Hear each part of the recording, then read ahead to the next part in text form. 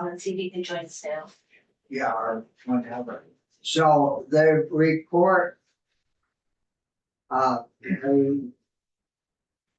Michael's coming Thursday.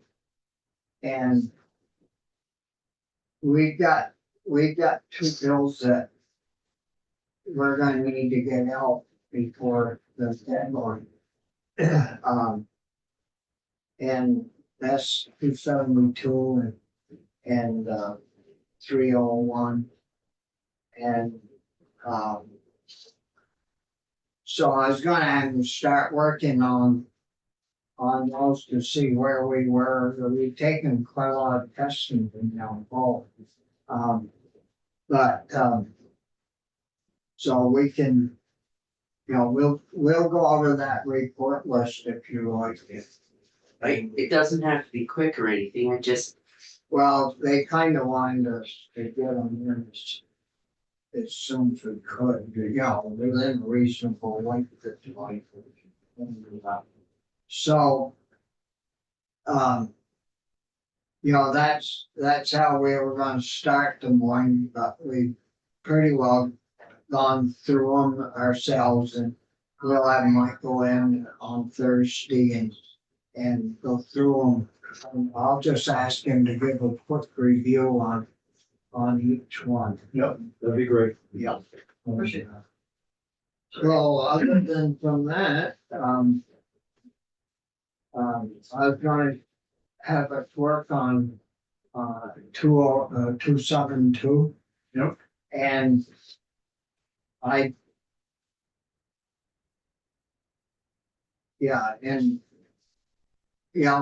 try to figure out what the hell the second generation was and of these rodent Poisons, yeah. poisons and go from that. And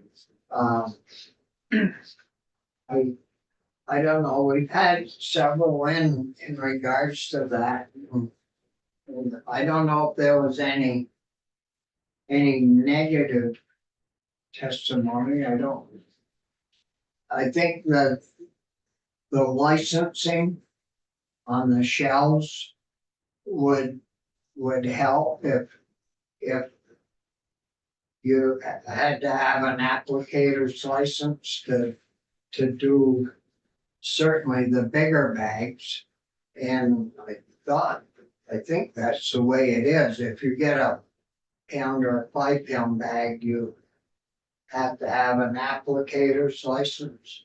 But on the enclosed, the little enclosed traps and things, you didn't have to have, you could buy that to take home. But I think we've gotta zero in on that because, in the fall and through the cold months, a lot of people, if it warms up, mice will move around and try to squeak in so if Steve Dornell's gonna be with us tonight, I thought we would have Michael here too, but Chris seemed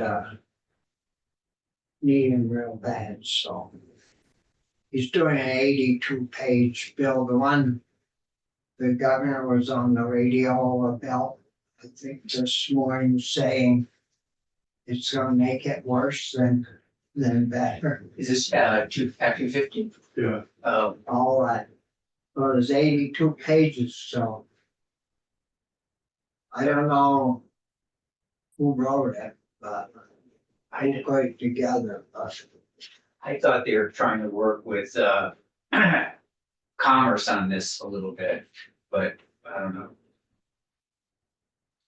So the governor's afraid it's gonna make building housing harder. That's what he said, yeah. that's what was on the news side, and I don't know it. I haven't read it either. Yeah. I think the downtown areas and the designated areas for growth is remains the way it was, they're exempt from 250.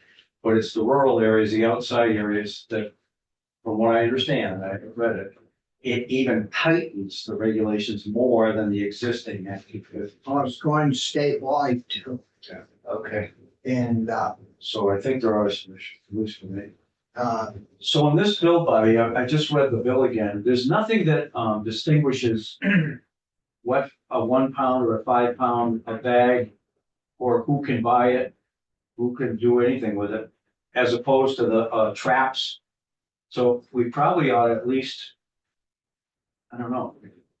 This just says that secretary shall register as restricted use pesticide any of these second generation anticoagulant rodenticide. And you can't sell it, distribute it, or offer for sale in the state of Vermont.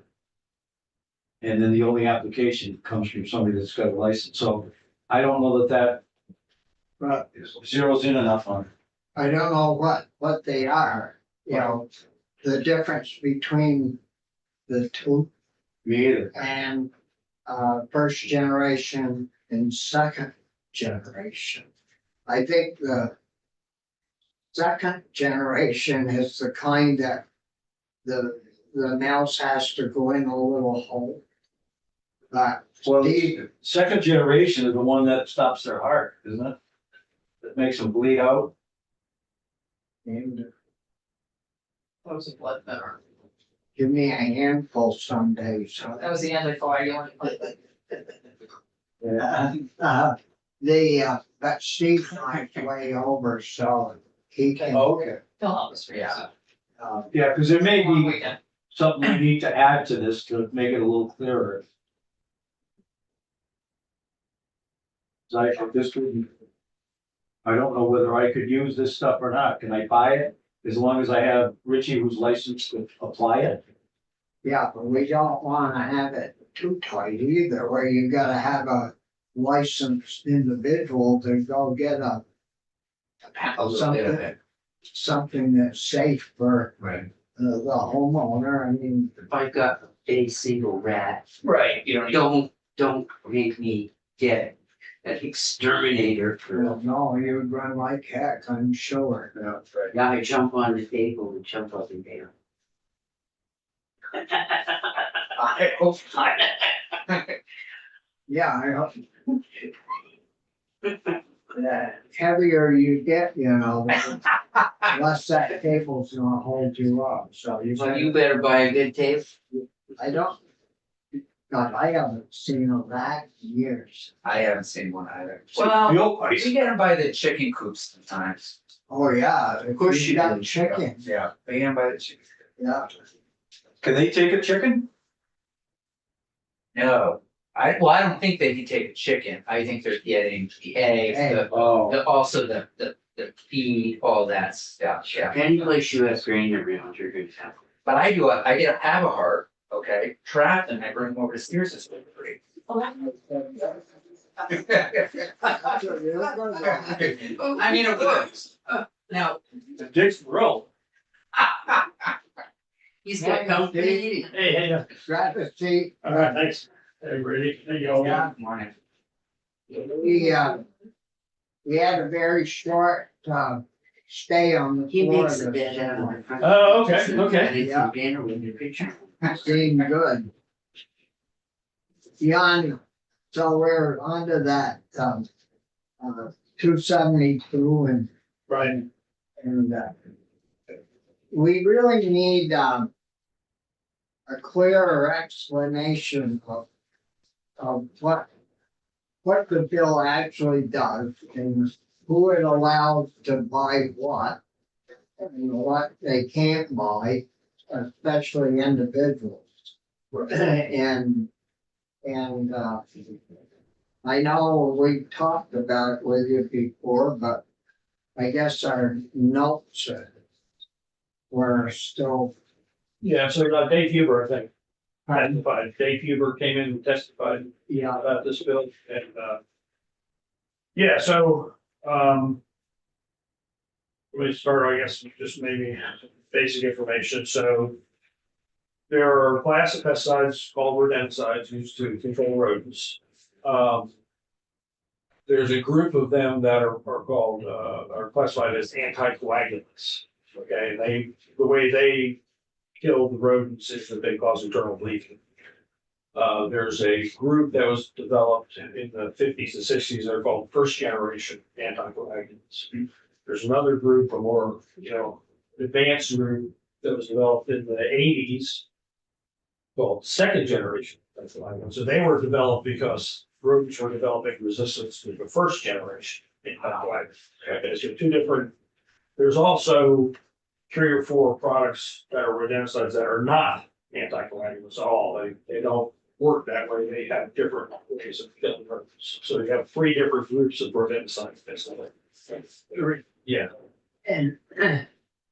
And so what does it do to the animal, the second generation? It does the same thing as the first generation does in terms of causing internal bleeding. The second generation anticoagulants have the same mode of action. They're just more toxic. And so they act more quickly than the first generation. So the first generation anticoagulants, some rodents require multiple feedings. They have to feed on the bait multiple times to get a lethal dose. The second generation anticoagulants theoretically get a lethal dose on 1 feeding. Is the way it's supposed to work, so that the rodents die more quickly, they're more effective. So that's the second generation anticoagulants. Brian, thanks for sharing. So the second, in terms of, just remind us, if you don't mind, I can go and buy that off of the shelf now? Okay, so then we come to how we classify pesticides, right? Okay. So there's a federal classification called restricted use. Okay. And general use. And in Vermont, we have 3 classifications: Class A, Class B, Class C. Class A is restricted use. Okay, we have, so all the federally restricted use products are in Class A, plus anything that meets our definition of a rule as a Class A or state restricted use. So who can use those? So any restricted use pesticide can only be used by a certified applicant. Got it, okay. So you have to be certified to be able to purchase and use a Class A pesticide in Vermont. So currently, sure, get the numbers right, there are 68 products that we've got registered in Vermont that are second generation anticoagulants. There's 4 or 5 active ingredients, but the different products that are sold, there's 68 of them that are second generation anticoagulants. That's A? No, those are, they're used for a bunch of reasons. There's a lot of them are used in commercial pest control, structural pest control.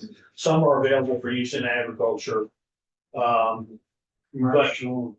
Yeah, but for so of the 68 products that are second generation anticoagulants, all but 12 of them are already Class A. Okay, so state restricted use. There are 12 second generation anticoagulant products that are called Class B, which are restricted sale. You don't have to be a licensed applicant to buy them or use them. The reason those are Class B is because of the way that EPA back in 2008 tried to address rodenticides. What they did was they said that any product that consumers could buy, like at Home Depot or Lowe's or something like that, it has to be a first generation anticoagulant. It has to be already in a prepackaged bait station. So you couldn't buy the material and put it in yourself. You had to buy it. So if you go into Home Depot, Lowe's, Walmart, any place like that, and you buy a rodent bait station, it'll be a bait station that already has the first generation anticoagulant in it. Okay. They created a second group of materials that they wanted. The idea was to have these available to agriculture users, livestock managers, grain growers, whatever, to control rodents. And the way they tried to restrict those is by the size of the package. So they have to be sold in, I think the smallest package you can get is 4 pounds. That's second generation? Some second generation, some first generation. It gets a little complicated. And that's where it gets a little fuzzy. Well, what EPA was trying to do was provide some materials for farmers. And the theory was if they sold it in bigger packages, consumers would buy it because they don't want to spend $100 on a bucket of bait when they could buy a bait station for $10, But what has happened is that those materials now, the larger buckets are being sold in places like, Tractor Supply, Agway, and those are essentially consumer stores now. They're not just farm stores anymore. I mean, my wife goes to the Agway all the time, and we don't have a farm. So, but I mean, you can buy those materials there. Most of those are first generation anticoagulants sold in buckets between 4 and 16 pounds in size. And those are all restricted. No, they're not restricted. That's where it gets tricky. The ones that are sold in the larger buckets are primarily the first generation anticoagulants sold in larger bucket sizes. There are 12 products, though, that are second generation that are also sold like that. Okay. Now they're sold in larger bucket sizes. Let's see. I think they're sold in 8 pounds. The second generation, anybody can buy. Just those 12 products. Just those 12 individual products. Because they're class B. Because they're class B, because they're sold in 8-pound buckets, which met the definition that EPA. Now, we have the ability to go ahead and reclassify those as class A if we wanted to, under the existing rule. Yeah, but why don't we then? Well, we didn't because when we were reclassifying everything, we were following EPA's risk mitigation protocol, which was that as long as it was sold in an 8-pound bucket, it was okay to sell. And so that's why we did that. Now, I think Dave spent some time telling you about what we've been trying to do to reduce risk, with the education campaign and the meetings with the pest control. And there are other things going on too. We have more work to do in that arena. The EPA has just issued what they call their rodenticide strategy. And we've commented on it. I can send you our comments. But basically what they're trying to do now is they're proposing that all second generation and all first generation products be restricted use. Okay. Well, I mean, And that's potentially problematic. when we go upstairs to report the bill, Mhm. there's 25 others of us up there that's gonna be listening. Right. And the worst thing you can do is confuse them. And I can see where, It's. I mean, if it's black and white is pretty Right, easy to explain. right. And if we have the big bags and the big packaging that's restricted, and you have to have an applicator's license to buy it, Mhm. that's one thing. Right, And our neighbors and we can go in and buy the little packages, Mhm. and it's all good to go. Mhm. But, I mean, if we go in and say, well, there's 65 of these and 12, we can do this, and there's 30 or 50, 48 that we can't, and I mean, they're gonna say, well, what are you guys doing down there? Why don't you simplify that whole mess and come back another day? Well, okay, so let me explain sort of the reason why it's EPA. And I think, and there's an argument for us to do this too. The reason EPA didn't classify them all as restricted use is because there are some users, agricultural users, livestock managers, for example, horse farm, that may not be restricted, and they may not be certified to use pesticides, so they don't need to be. So in order for them to have access to these materials, they have to go through, get certified. And, there is a need for rodent control in a lot of situations that goes beyond just having the small. So why don't we just exempt bona fide ag people and. Yeah, but that's the question, how do you do that at a point of sale? So how does Tractor Supply know that you're a farmer versus yeah. So anyway, I mean, that's the kind of conundrum that you get into. Right? So is 8 pounds is EPA's level, and that's the only measure that. I'm just wondering how much it takes to take a chicken farm in Bennington, and how Yeah, much do they really need? Yeah, that I don't.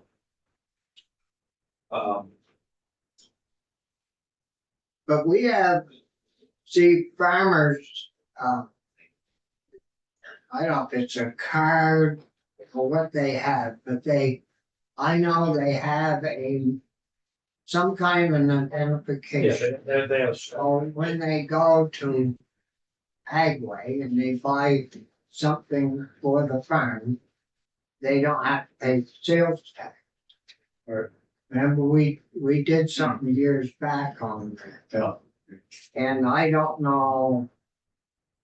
I don't recall exactly what it is, but I know they had some kind of an identification, so they don't have to pay sales tax. Well, I mean, I don't see why you couldn't use that, because I don't have one of those cards because I'm not a farmer. Well, if I can make a suggestion, the bill addresses second generation anticoagulants. Like I said, there's only 12 products that aren't already state restricted. Right. We could, without legislative action, we could go back under the authority to rule and reclassify those 12 products as state restricted use. And then you would have to, anybody who wants to use a second generation anticoagulant would have to be certified. But that's something we could do without any legislative change. So if we were just to go to the sponsor and tell her that, what's the timing? When would that happen? Just in terms of, do you need any direction, or is it? It wouldn't hurt to have instruction to do it, but I mean, I'll go back and talk to Anson about it, but I don't think personally, I think we could do it pretty quick. For just those 12 products, and I would imagine most of those are being sold probably just to commercial applicators anyway. I don't know if any of them are big. Well, the picture that somebody took a photo of where somebody in a condo unit had put this product. Yeah, right. And that. Yeah, that was a misuse. That was a misuse. And ideally, someone tells us, then we'll go investigate. We've already taken action against several people, that kind of thing. So there's, whenever you use a pesticide, there are label instructions. You're supposed to follow label instructions for any of those bait products, first or second generation, or even the non anticoagulants. If you use them in an area outside or where non-targets, you're supposed to put them in a bait station, the tamper-resistant bait station. That's one of the education campaigns we've been working on with retailers. We have a poster, we have a video, and Dave Huber and his field folks go around to all the places and make sure those posters are posted, telling people they have to buy a bait station, and those materials have to be placed in a bait station. Yeah, half of it. I don't know if it's half, but a lot of them are kids in there working and. Right, it's not ideal. No, and so what happens if the only problem with restricting those 12, Mhm. I thought I heard you say it so farmers could go in and buy that without having to have a license. Right, but yes, and my suggestion is that we go ahead and restrict them, state restricted. And then, we'll have to, if anybody comes forward and says that causes me a problem, we'll have to work with them to get it certified. Well, if we built in an exemption though, we gotta check out to see if that sales tax exempt card, those farmers, I mean, if they go down to buy some products and they have that card with them, I presume. Are you classified as a farmer? I don't, not now. So that would, at that point, it would be up to the, person making the sale to verify their status. Yeah, and they know. Well, if I go back to, well, a few, 10 years ago, we never had, we always had a number.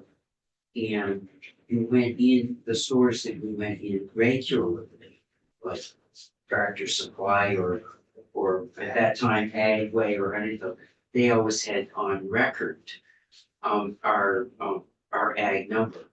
So we went in and when you give your account number, it was always connected with the number. So would you have trouble with that, having chickens and wanting to buy some of this? It's a great question. There are other options out there, right? Yeah, so the Yeah. first generations are still available. Yeah. And the non-antiquated, just like. There's still options out there.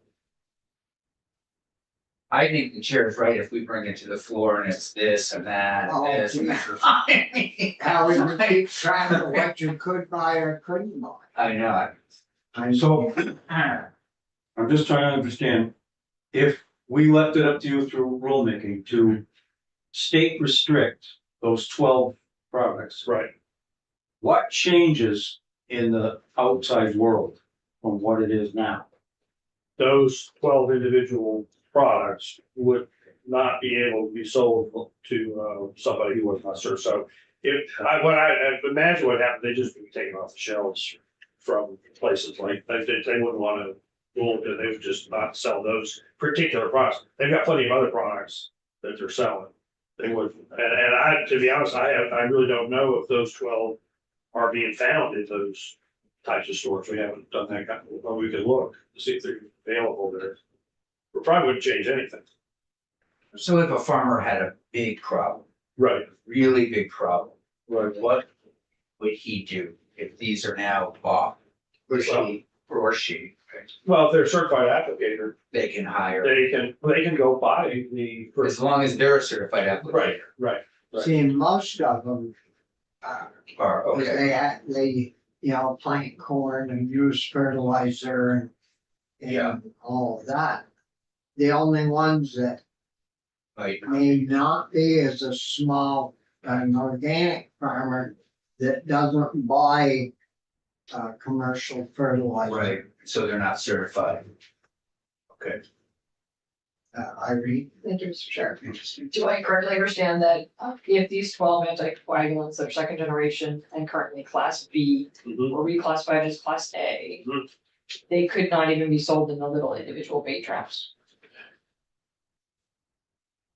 I the don't, little kits? probably not. My understanding is that the only materials available in the little bay traps are first generation. Got it. So these probably aren't even there already. Okay, they're not. And can we restrict what happens if someone has these on their shelf right now, so they don't just end up chucking them in the garbage and it kills even more wildlife? Because I mean, this is dangerous stuff, right? And when you say, oh, well, they'll just move them off the shelf, but Well, we could, I mean, we certainly could do a survey. I mean, we routinely inspect all these stores anyway. okay. Yeah, well, that's part of our job. So our field inspectors are in there all the time anyway, and maybe the next thing to do is do a quick check to see if these 12 products are being sold in these kinds of locations. We can do that probably in the next week or so, get that back to you. Just brief, so if I've got old paint, if I've got old medicine, there's collection systems that are out there, and what happens to these when you take them off the shelf? Our solid waste districts take Yes. them Yes. separately? Yes, yeah, we have a waste, a pesticide collection system. Perfect. Yeah. So Steve, if you were to do that survey, it'd be helpful for me to know whether there's a negative economic impact on the stores. In other words, if they're selling enough of this that they're making money with it, Right, and we say, no, you can't do that anymore, we're gonna take them out. okay, You know what I mean? I'm trying to look at all the different aspects of yeah, what we're doing here. yeah, well, we can I mean, we'll find out.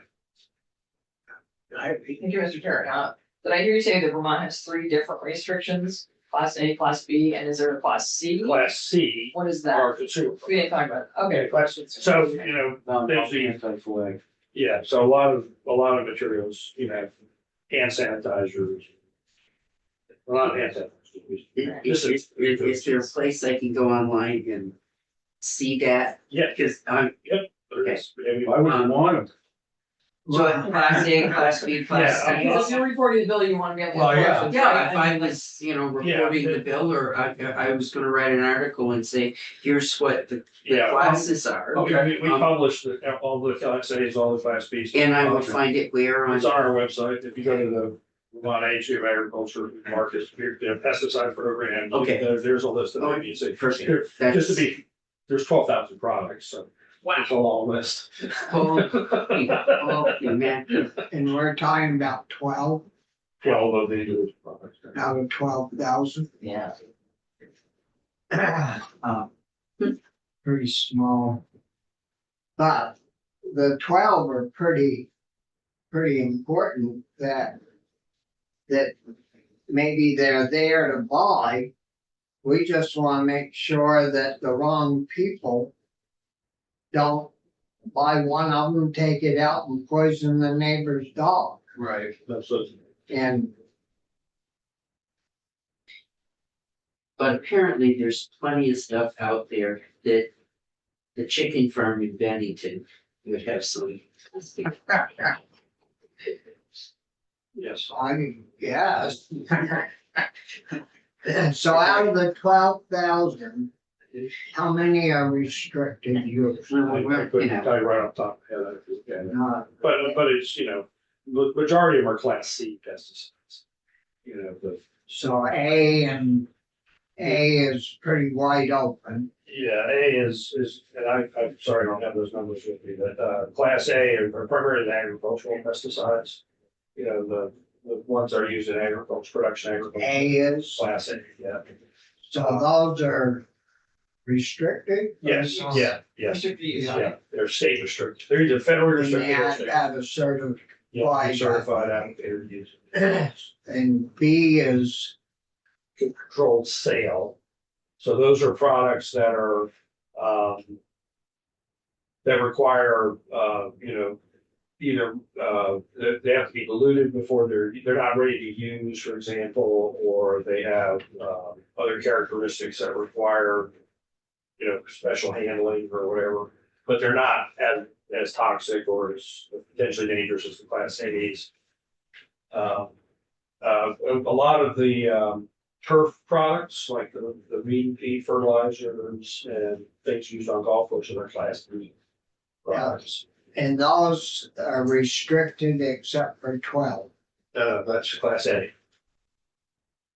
So B, Class B, you don't have to have an app, you don't have to be a certified applicator to buy or use a class B.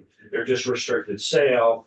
They're sold in, well, farm supply stores, for example. But again, a lot of the turf products are class B products. So when you say restricted sale, what does that mean then? Well, it should be restricted sale, probably from controlled sale. So the other aspect of this is to sell pesticides in Vermont, you have to have a license as a pesticide distributor. So to sell class A pesticides, you have to be a class A pesticide distributor. To sell class B products, you have to be a class, you have to take a test. And you know, But anybody can buy a B. anybody can buy a B. Now, may I ask how many, like what type of people are class A sellers? Is that also the ag ways or? No, they're different? like Bordeaux Brothers. Okay, so really specialized. Yeah, like, okay, right, so right. that's a lot fewer districts. Yeah. Well, It's all.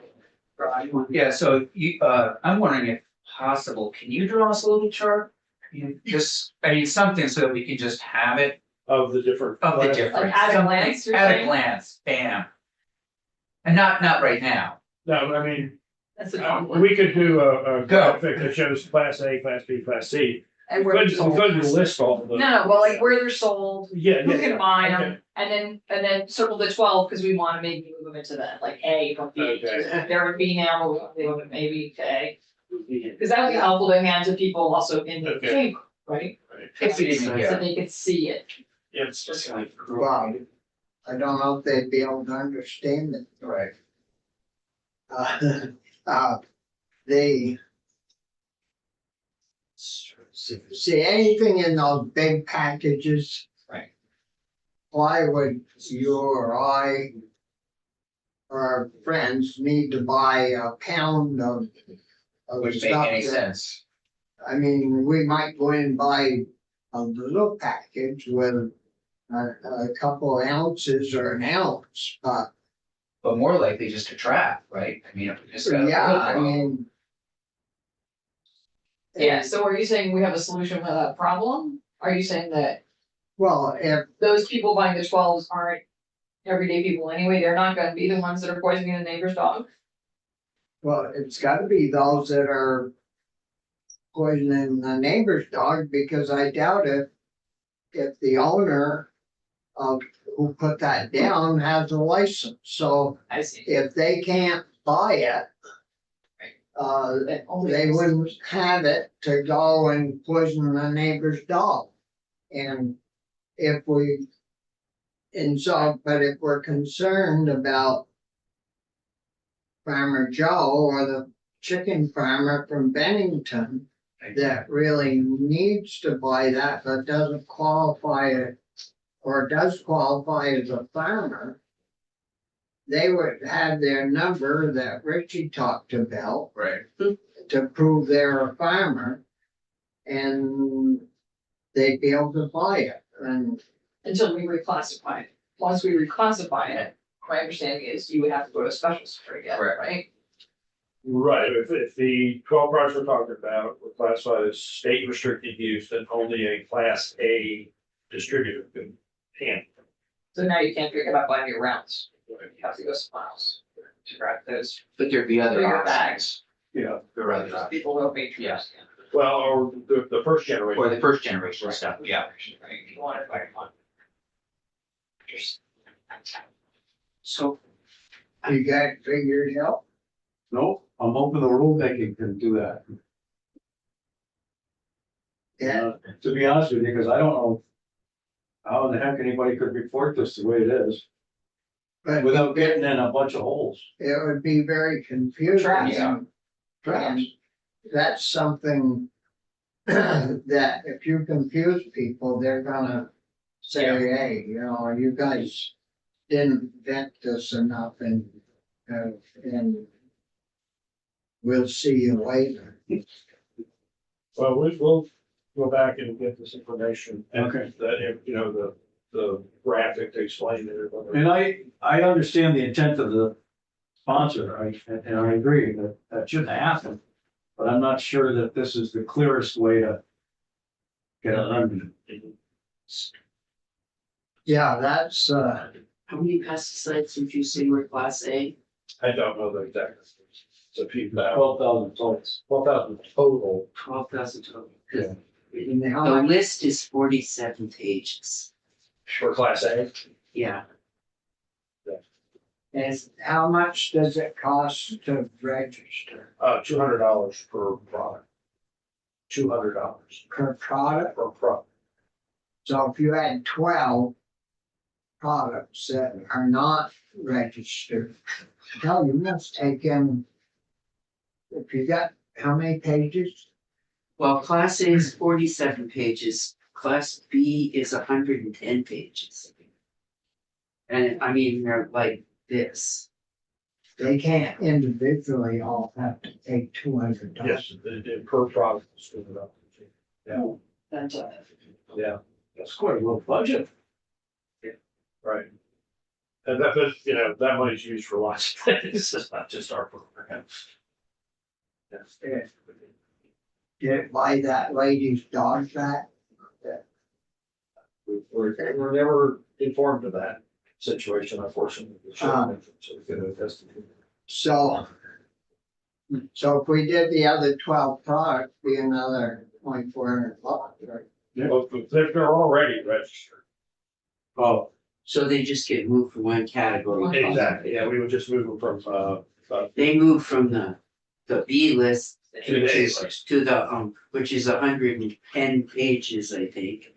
Sounds like a promotion. 110 pages. B list. They move on to the A list, which is 47 pages. I don't know how those chemical companies keep track of it all. Are you sure they sell that, every one of them products No. in Vermont? They probably do not. It's up to them. Typically what a pesticide restaurant will do is try to get a registration in every state. Just so they, don't have an issue if their product shows up. So it's not registered in Vermont, but it's registered in New York and somebody uses it in Vermont, that's a violation. So they just, register it across the country, and there are companies and firms that's what they do. So if you're a registrant, you contract with a firm and they take care of all the registrations for you. So it's a whole industry.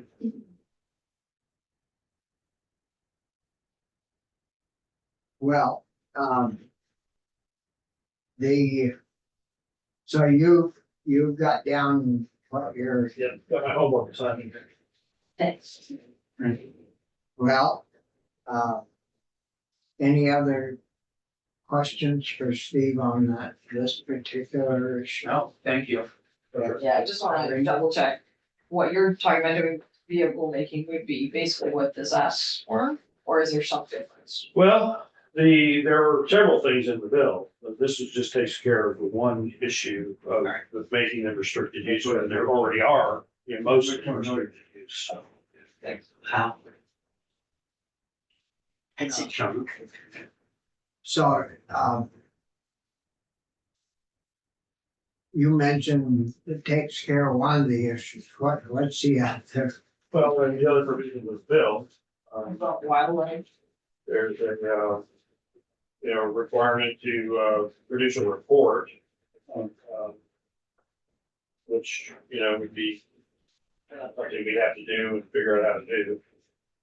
May I ask, report on what exactly? So the rules. the section 4 of the bill says, on or before January 1, 2026, secretary shall submit to the committee a report regarding the use and regulation of second generation anticoagulant. Under SI's report shall summarize the readily available peer-reviewed scientific literature, analyze the effects of second generation, and summarize the environmental health benefits and consequences of regulation use.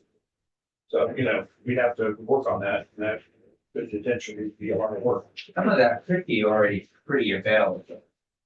I mean, that we could look at, I don't know if you need a Right. full report. Right, but I I think mean, it's probably been, there's lots of information out there. okay, There is an organization called the Rodenticide Task Force, okay. which has extensive, resources available, because, at the federal level, this issue is being looked at. And so the Rodenticide Task Force, which is primarily the registrants, the manufacturers of the rodenticides, plus some of the major users like the pest control companies, that kind of thing.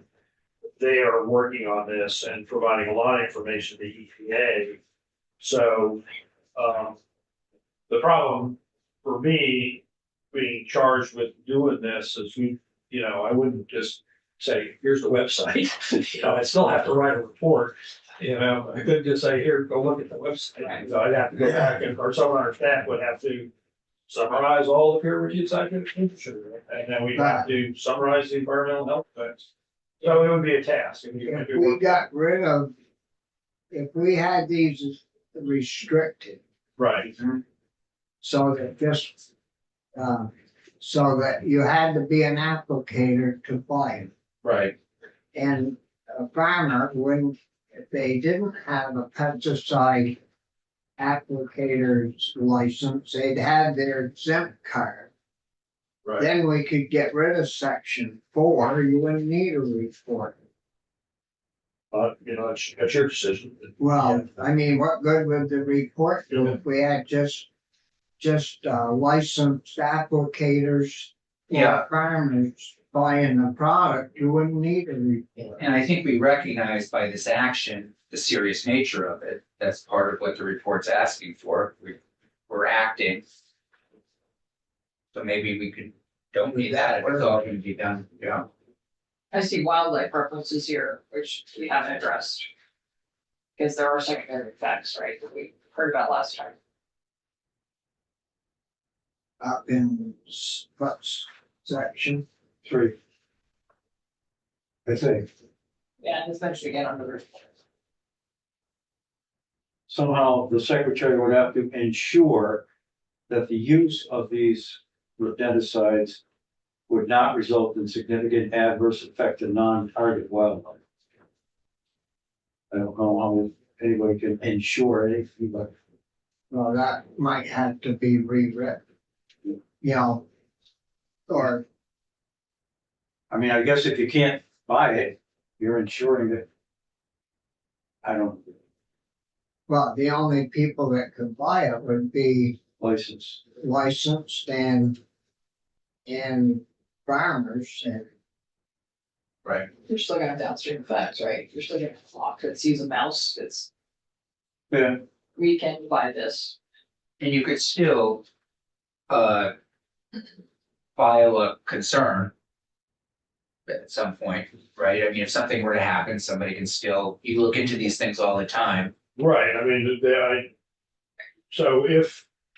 so I don't know if you've heard anything from Fish and Wildlife, but they have been looking into this. They collect data from the fur trapping industry, fishers and bobcats, and they do collect. They and have shared with us their findings of rodenticides in the trapped animals. And, I don't want to speak for them, but you certainly could hear, so they have a project already looking into this. And we have been in touch with them. And, the secondary toxicity to predators is a concern for the use of rodenticides. That's one of the things EPA is trying to address with their effort that they're, in the middle of right now, a big effort to regulate rodenticides nationally. One of the reasons we're doing what we're doing now with educating consumers and pest control operators is because we want to address that concern also. So I guess the message is we're already working on this. And, but that's all I can say, really. We already are aware of it and are working on this issue. well, I could certainly, I'm not a hunter, so. But a hunter that's not a farmer, or whatever, or a trapper, or a fisherman. What would stop them from buying that product right now and putting it in their bait? And so when the animal comes to near the trap and they happen to eat it, I think the issue with the wildlife impact is, so, for example, if you're in a suburban area and you're treating, you're trying to control your rodents and you're using a second generation anticoagulant or a first generation, and the rodent consumes the bait and then goes out in the field and dies, then a predator gets eats it. and There's hardly anything that goes out in the field like that a crow won't be. oh, Yeah, really? yeah. So the solution, in my mind, is you have to be very careful how you use the product so you reduce the exposure to the wildlife. Well, if they couldn't buy it, other than in the little containers of regular citizen, then we'd probably have enough to waste. That was reduced exposure, yeah. It's about reducing exposure. You want to reduce exposure of the wildlife. And that's a matter of management. That's one of the big issue, the big messages we're trying to get across to the pest control industry because they're one of the primary users, is not to overuse the product. If you overuse the product, you're gonna increase exposure to wildlife. And, you know, so that's an effort we're in the middle of with the pest control industry, just to get them to, you know, use it more carefully. It's a pesticide, you know. Brian? Thanks for sharing. Does Fish and Wildlife have numbers on this? Yeah, Okay, yeah, they did, which they shared with us. okay. Can you forward those to us? Yes. Great, just to get a sense of Yeah, yeah, what yeah. they're seeing out there, that'd be great, thanks. And I'll We forward- could have Commissioner Herrick. You know, Right? Get the sense of what the problem is. because if we're gonna do this, I'd like to do it right so that, Yeah. you know, that it covers the fish and wildlife as well as domestic. Yeah, no, that'd be great. Just to get a sense of what they're seeing out there. The other element here is the pest control industry. They wanted to testimony from the pest control industry about how they're managing. Do they have an association or anything, do you know? Kind of, yeah, it's sort of a nascent group that's forming for Vermont. And In Vermont. yeah, okay, we could get you in touch with somebody if you're interested. Here. Yeah, we'll hear about something. Well, it'd be good. I mean, I would expect that they would want it restricted. And so that only certain people would be allowed to buy this. Yeah. They might, we'd have to ask them about exempting farmers and they, you know, using their ID card or whatever to see what they think, but I would expect they would, but we'll we'll try to find them. So you think you could get Linda and Nate? Yeah. That'd be great. Yeah, and so, what kind of a time schedule, would you be on to be back so you could report on? Is 2 weeks too long? Yeah, Is 2 weeks a reasonable time frame, or is that too long? Too long. Okay, but the biggest work here is getting our field inspectors out to the stores. And that might take at least a week, I think, to get a good, you know. so 2 weeks from today, Yes, or earlier. Let me see what I can do.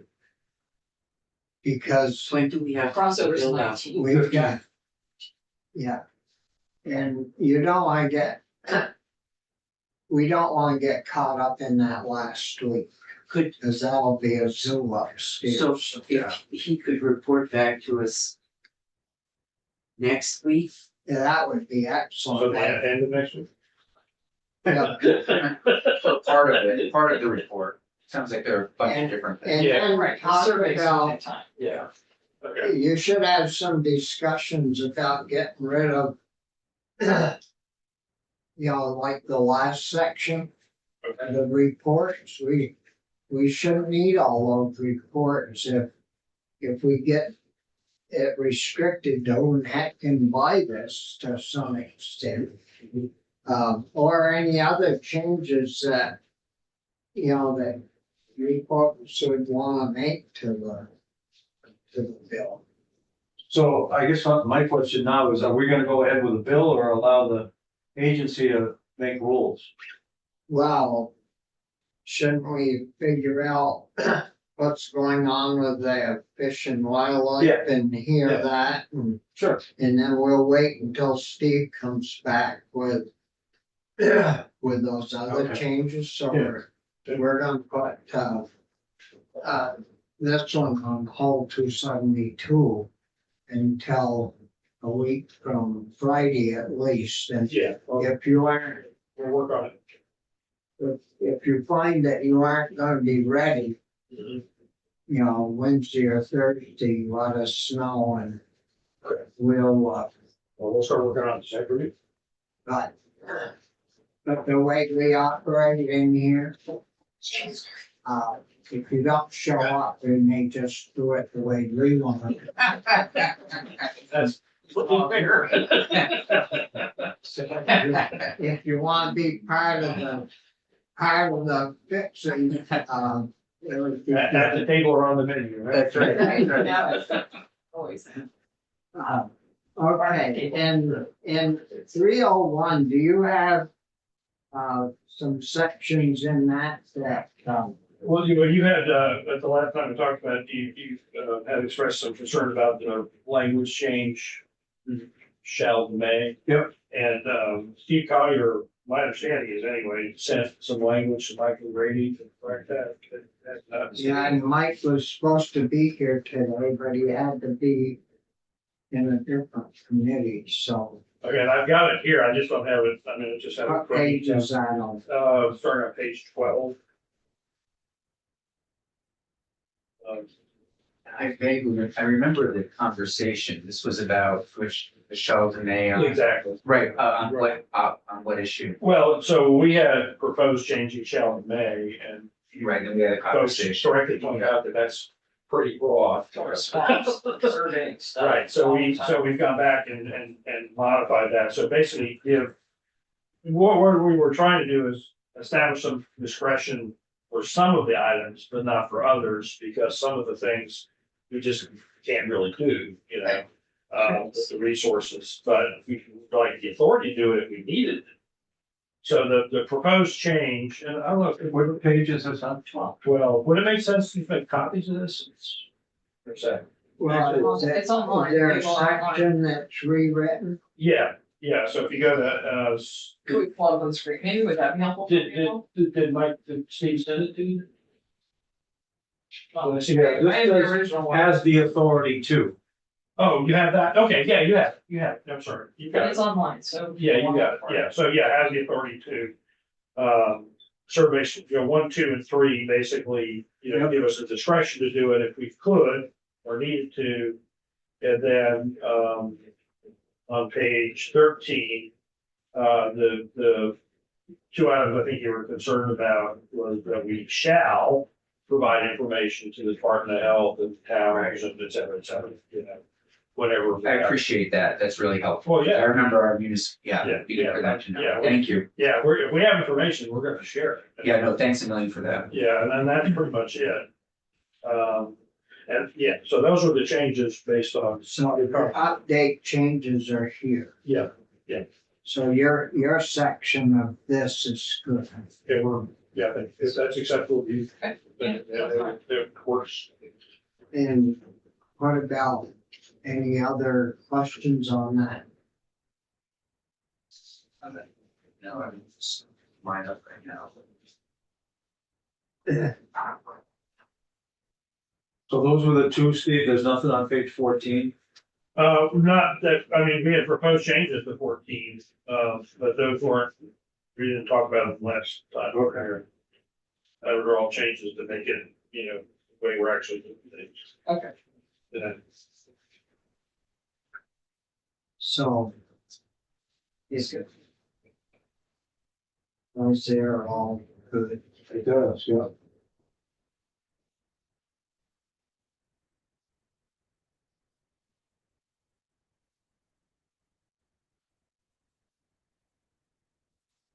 You do all the mosquito stuff.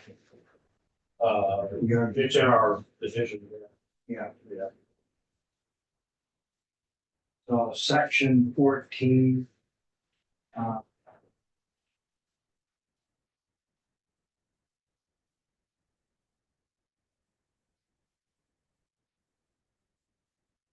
So slab and manage.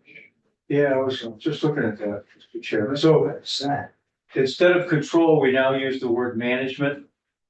Yeah, and that's sort of the way all pest management is described these days, because we're not, we can't eliminate them. Right, manage the population of where it's a level that we can do what we need to do.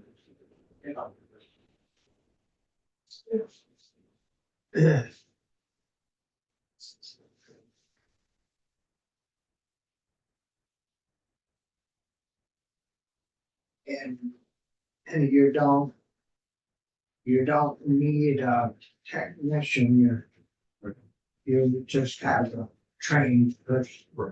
Right. So does that person require some technical training? Yeah, we provide the training.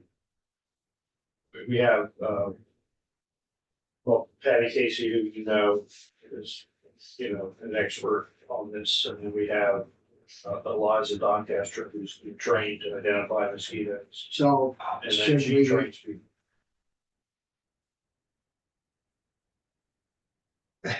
where mosquitoes are a problem, Right, they're real bad problem yes. for the most part.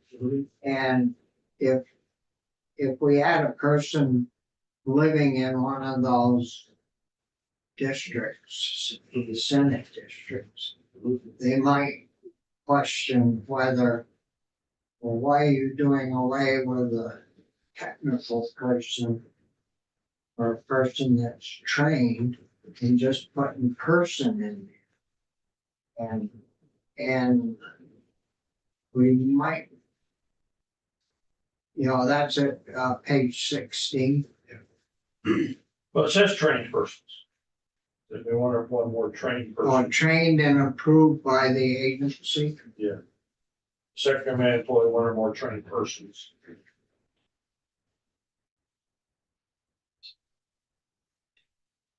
So We just know there are no, it's doing away with the technician and putting person. So what's the purpose of that? Would it give you more leeway of who you're, it's just a more accurate language. I mean, there are no mosquito control technician training programs. all right? Yeah, I didn't go on. I mean, they're trained, and we have a number of experienced people who are really good at what they do.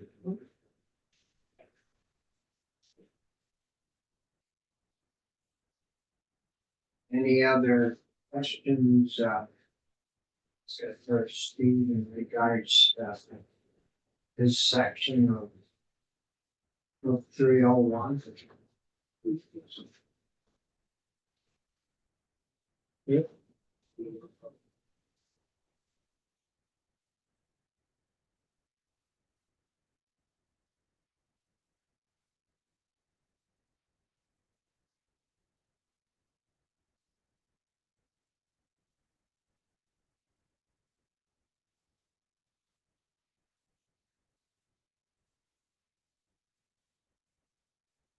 And, Steve, on 13,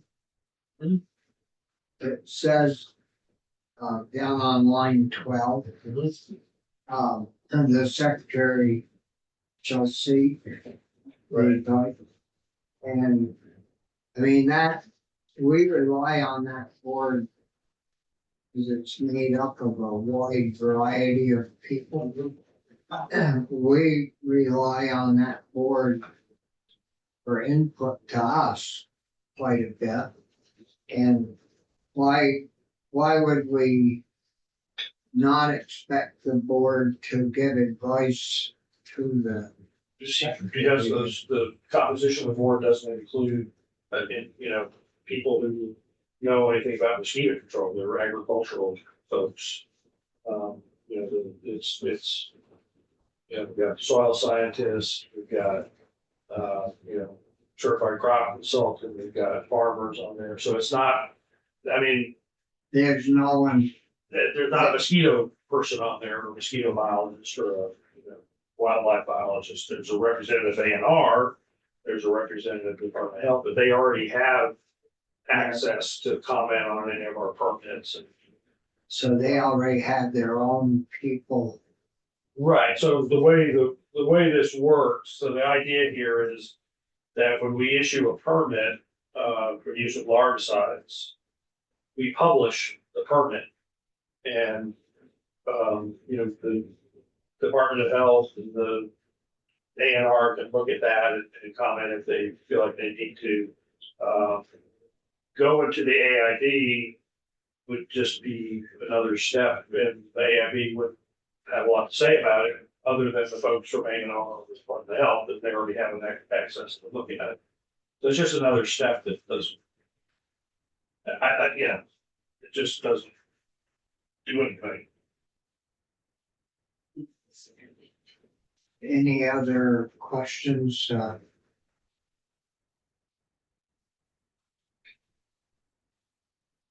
No, question.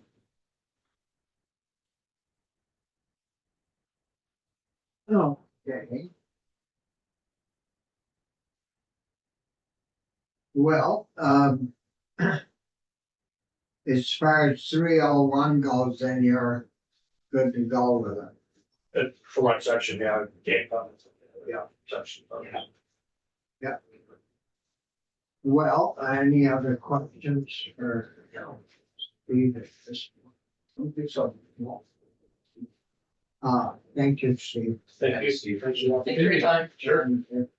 So we'll plan to see you a week from Friday, Yeah, and if you run into a snag, let us know. yeah, and if, hopefully be able to send you some of the stuff before too.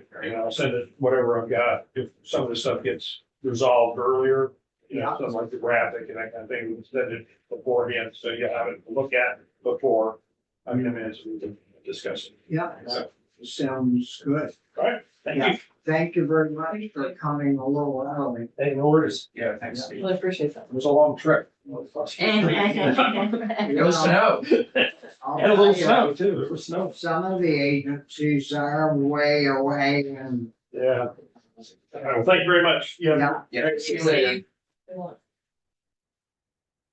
so. I feel like we're making progress on this. Yeah. Yeah, okay. Yeah, I think on the 301 bill, we'll get some of the others that are directly involved with supervising it and dealing with it. And again, they're more, forward on it.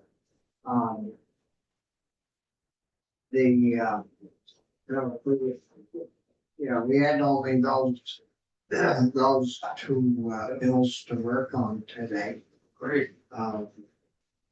So I guess, those H bills, I'd kind of like to get these done, the week before the deadline. So when we come back from town meeting, we aren't stuck on the calendar with host of bills set. So we'll see what we can do on getting notes out and go from there. Well, if there isn't anything else, So we need to, I didn't mean to interrupt, Mr. Chair. no. Town meeting week is the 4th, and then when we come back on the 11th, well, 12th, that Friday is the crossover date, so we wouldn't want to do this by the week of the 27, 28, 29, or March 1st. Yeah, try to do it in there. So the 15th is the deadline for crossover? Okay. For and then- policy vote. For policy, all right. Yeah, I think money bills, Another yeah, week. we have another week Okay. after. And we don't really have anything with money. If we restrict, the use of those 12, the only thing it would do is increase, the pot over the agency because they'd have to be licensed, right? Well, they're we licensed are. now, they just moved from one category to the other. So it wouldn't affect the money at No. all. No. That's a couple of $1 million, huh? well, if you multiply 12,000 by 200, it's $2.4 million. So, as I said, that's a nice little budget. But Steve says it's used for a lot of other stuff too. Yeah. I don't know where the agreement came on the $200, must be. The chemical companies must have negotiated, that must be what they pay in all states. Oh, I got a feeling other states did more. Yeah, I got a feeling that there's some other states. If you multiply that by 49, then, Yes. you're talking some serious. That's why it's costs a lot of money to buy stuff. Well, I suspect with some of this stuff, you gotta have labs and everything else. Oh, yeah. Those things are cheap. And the first time one of those, some young person gets filled with. Now you got lawyers involved. Yeah, that, so if there isn't anything else, I guess we'll call it